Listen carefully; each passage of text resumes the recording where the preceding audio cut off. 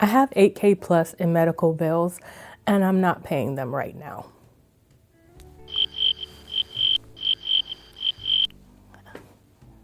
I mean, that's just the truth. I've had 2 surgeries in the last 2 months, one in the beginning of February, one in the beginning of April.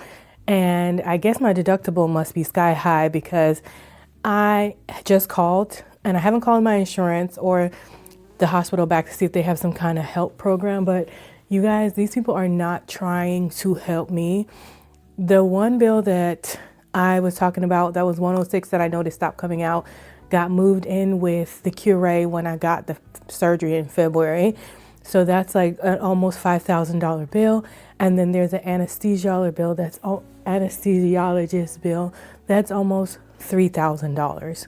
Now, if I was able to get like a $25, $50 payment per paycheck per month, then I could see myself doing that.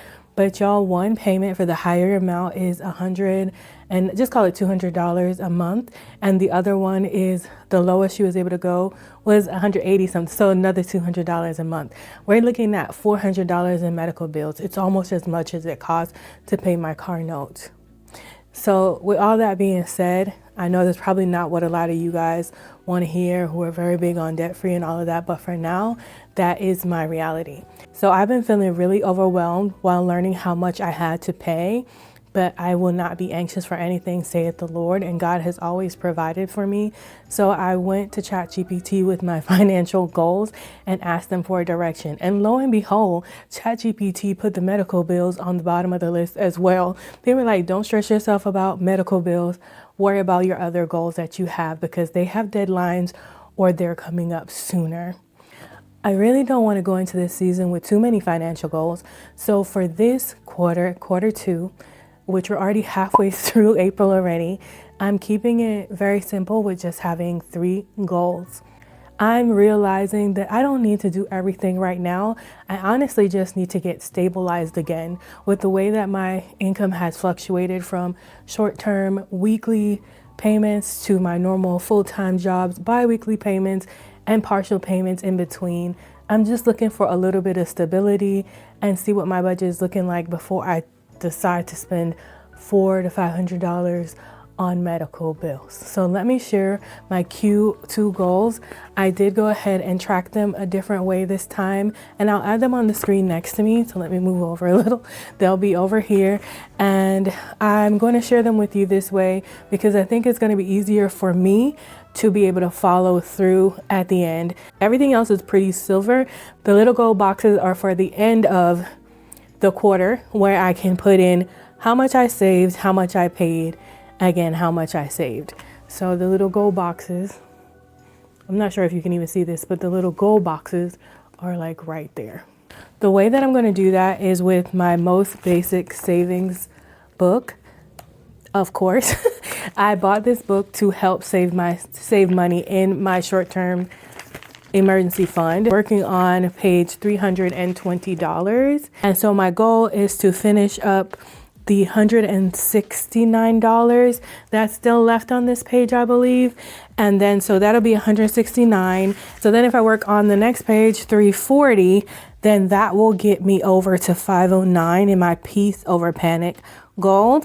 So I do want to also mention that I have a stretch goal, which will be to also finish, now that's if we can, hence why it's a stretch goal, finish the 405 page.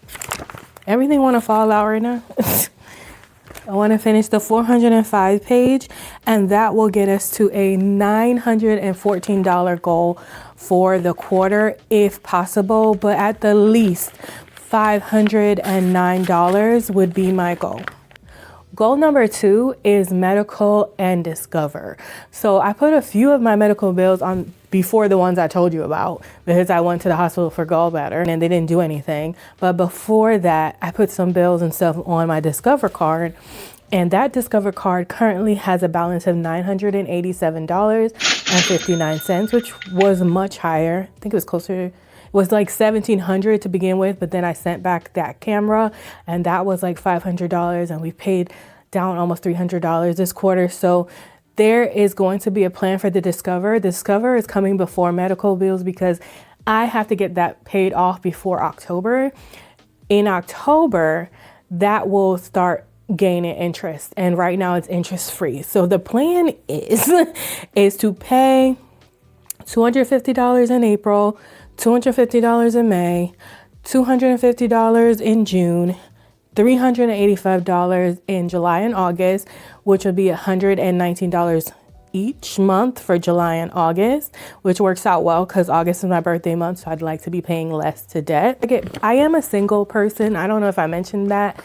Did I say hey? Hey, this is Tara from Journey to Wisdom and Wealth.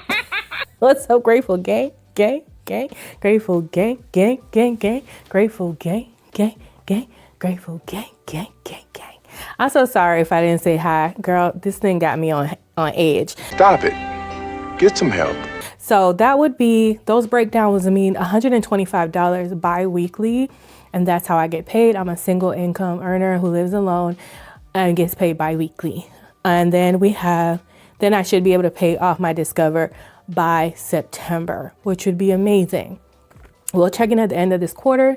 So as you know, September is not a part of the second quarter, but it has a goal, like it has a timeline. So I just kind of went all the way through until it would be done. As far as the medical bills go, I'm just going to pay a small payment. I spoke to one of the medical bills today, and the lady was like, there's no late fee on theirs and there was no interest on theirs. But I was like, so if I just pay $25 or $50 per month, then what? And she was like, well, you could do that, but then they'd send you to collections after 3 months, because even though there's no late fees or anything like that, it needs to be up to date. And so I'm like, are you kidding me? The good thing that I believe though, and please comment below if I'm incorrect, I believe that medical bills and medical collections do not hurt your credit score as much as like a credit card or something like that.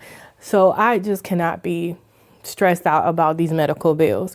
So I'm going to find a way to make a small payment of $25 to $50 per check, or per month, depending on how I feel or what happens. But the priority is getting the Discover paid off before the interest starts. And then last but not least is my goal for my birthday. It is a milestone birthday this year. And as much as I wanted to do a cruise or go out the country, like Puerto Rico or Barbados, right now with flying in this climate we're in here in the US of A, I think I'm gonna put a pause on that. I just don't know if that's the best thing for me, especially being a single person right now. So those birthday plans are on hold. I might just give myself a nice hotel room and chill out for a day or two and do a staycation, or if not, do like a facial, a massage, something like that, something self-care related. I would like to save close to $400 to $500, but I would like to put away $50 to $100 per month, which will be $25 to $50 per pay period bi-weekly. Those are the goals for my birthday. And the reason I'm not too stressed about that, because I have about $400 something in travel, and because my birthday was to be for travel, I will use that money towards all that. So if I can get another extra $500-600 put together, so we have about $1,000, that would be great. What I'd like to use to save for my birthday is my Easy Cash Budget Kawaii icons, a colorful way to save $4K. Now I'm not going to be saving $4K in this. However, I did mark off two, I don't know if y'all can even see it, I marked off two little challenges that I wanted to do, and I wrote on them that they were for my birthday and the start and end date of them in the corner. And the first one saves $215, and it's called Very Peachy. Okay, I love this. I just think it's very spring summer with the little boba bears and the star and the peaches and the lunchbox. And then the last one, the other one is $210. This one says spring, which I love because springy time right now, and spring is this quarter. And they have little wheelbarrows and butterflies and little bunnies. And I think those are just very on season for right now. I'm hoping to be able to finish those challenges off for my birthday, and that'll be another way for me to track. If I have finished coloring those in, then I know I've saved over $400 for my birthday. If I have not, then I know I won't, and then I have a what I saved the box on here. So last but not least, you guys, of course, we need the help of the Lord. I feel like I can't do anything without the Lord, because he is helping and providing for me. And so I wanted to make sure I had a Bible verse on here to help encourage me through these times. I'm actually going to leave this either somewhere I can see it hanging on a wall, lean it on my credenza over here under the TV console, so I can see it every day. Scripture is Proverbs 21:5. The plans of the diligent lead surely to abundance, but everyone who is hasty comes only to poverty. If you're overwhelmed like me, just remind yourself that you can't do everything all at once.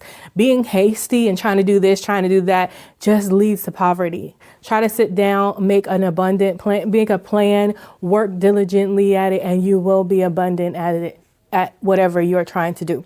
And then last but not least, I wrote a few words on the side to help me understand the scripture, to remember to be thoughtful, purposeful, patient, careful, and make sure you make preparations for all these things. In this goals sheet, I feel like I have done them in a way that is attainable, a SMART goal. So I don't remember what it means right now. I just want to say a quick reminder, if you're feeling overwhelmed or anxious in your spirit, like I was, you just remember you don't have to do everything all at once. You can take baby steps. You can crawl if you need to, if you can't even walk. Just keep moving, try to make a plan. Everything will work out for your good.